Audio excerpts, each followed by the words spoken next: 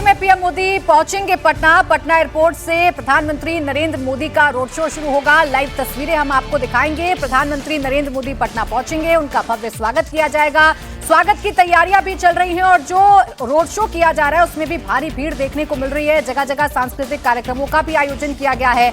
वहीं ऐतिहासिक गांधी मैदान में आज ये शपथ ग्रहण समारोह होने जा रहा है और बीजेपी की पूरी कोशिश है कि अंग बंग और कलिंग को जीतने के बाद जो बीजेपी मजबूत हुई है उसकी एक तस्वीर आज पटना से पूरे देश में जाए और उसी की तैयारी आज भारतीय जनता पार्टी की तरफ से हो रखी है। प्रधानमंत्री नरेंद्र मोदी थोड़ी ही देर में पहुंचने जा रहे हैं पटना।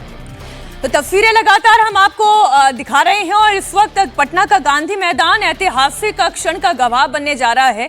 हमारे सहयोगी नीतीश लगातार वहां से जुड़े हुए हैं। नीतीश, एक बार फिर आप वहां का माहौल दिखाएं और जितने मंत्री आज बनने जा रहे हैं क्या सभी वहां मंच पर पहुंच चुके हैं? मंच की व्यवस्था क्या है वो भी दर्शकों तक पहुंचाएं।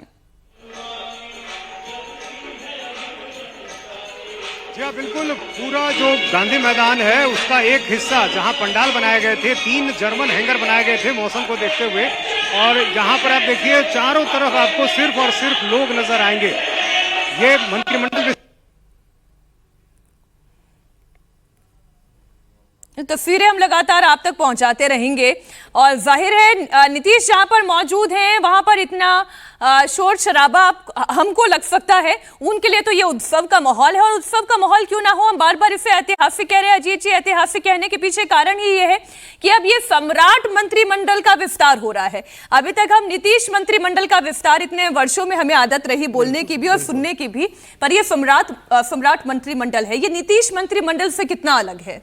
देखिए, ये तो पहली बार भारतीय जनता पार्टी की सरकार बनी है, भारतीय जनता पार्टी का पहली बार मुख्यमंत्री बना है, और जो कसर रह गई थी मुख्यमंत्री के शपथ में उस समय हम लोग काफी चर्चा कर चुके हैं और अभी बता भी रहे थे देवेंद्र जी कि उस समय बीजेपी एक तो नहीं दिखाना चाह रही थी कि हम नीतीश कुमार की विदाई का जश्न मना रहे हैं। हाँ, वो मतलब सम्राट चौधरी के मुख्यमंत्री बनने से बड़ी घटना ये थी कि नीतीश कुमार विदा हो रहे हैं बिहार की राजनीति से 20 साल मुख्यमंत्री रहने के बाद, तो उसका जश्न मनाया जा रहा है, ये मैसेज नहीं जाए।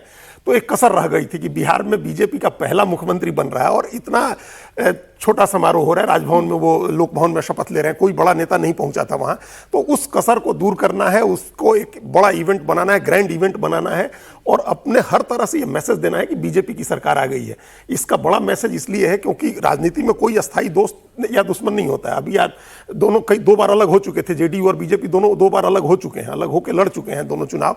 तो अब वो स्थिति फिर कभी भी आ सकती है। तो बीजेपी की अपनी सरकार होगी, अपने चेहरे होंगे, प्रधानमंत्री और केंद्रीय गृह मंत्री मौजूद होंगे, तमाम बड़े दूसरे नेता मौजूद होंगे और उनके पीछे एक जो नैतिक राजनीतिक हर तरह का बल जो सम्राट चौधरी के पीछे देना है वो दिखाया जाएगा ताकि फिर उनकी राजनीति स्थापित हो। और जिस वोट को कोयरी, कुर्मी, धानुक, ये 3 जातियों के जिस वोट को 11-12% नॉन यादव, ओबीसी का, ईबीसी का वोट है, उसके नेता सम्राट चौधरी बने, इसकी कोशिश होगी। इसका मैसेज बीजेपी देना चाहेगी बिहार में। सर देखिए, बयान सामने आ रहे हैं, वो बयान में सुनवाऊंगी, लेकिन जो अभी चर्चा आप कर रहे थे देवेंद्र, मैं यही समझना चाह रही हूँ, सम्राट चौधरी के सामने चुनौतियां भी तो बहुत होंगी क्योंकि आप नीतीश को रिप्लेस कर रहे हैं। एक ऐसा चेहरा जो दशकों तक बिहार में राजनीति करता रहा, जिसकी पॉपुलैरिटी ऐसी है कि इस चुनाव में भी हमने देखा नीतीश कुमार पर कितने आरोप लगाए गए, लेकिन नीतीश कुमार एक मजबूती के साथ अपनी सरकार का गठन करते हुए नजर आए। उस वोट बैंक को भी साथ रखना है और उनकी जो नीतियां थी उस पर भी आगे बढ़ना है। बिल्कुल प्राची, और ये बहुत बड़ा टास्क है नीतीश कुमार जैसा गवर्नेंस देना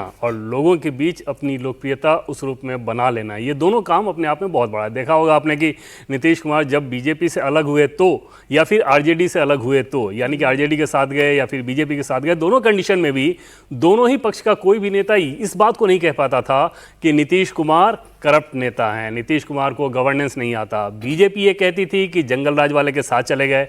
बीजेपी के जब साथ वो आते थे तो लालू प्रसाद यादव और आरजेडी के लोग ये कहते थे कि वो नीतीश कुमार चले गए सांप्रदायिक ताकतों के साथ, लेकिन उनके गवर्नेंस को लेकर अपोजिशन भी अगर सवाल ना खड़ा कर पाए और तो आप समझ सकते हैं कि ये अपने आप में कितनी बड़ी उपलब्धि थी और उसको कैरी करना सम्राट चौधरी के लिए पहला बड़ा चैलेंज। और दूसरा बड़ा चैलेंज ये रहेगा कि बिहार में एक चीज़ तय मान कर रखिए कि हमेशा ही वहाँ जो गठबंधन की स्थिति है ना, वो एक वोलाटाइल सिचुएशन ही रहेगा। आज जो दिख रहा है कल वो रहेगा, इसकी कोई गारंटी नहीं होती। उस कंडीशन में बीजेपी के अंदर इतनी ताकत भरना कि कल को कोई नया अगर समीकरण बने तो उसमें वोट बैंक पर्याप्त मात्रा में रहे जिसके दम पर बीजेपी अपने दम पर सरकार बना ले, वो भी एक चैलेंज रहेगा समाज।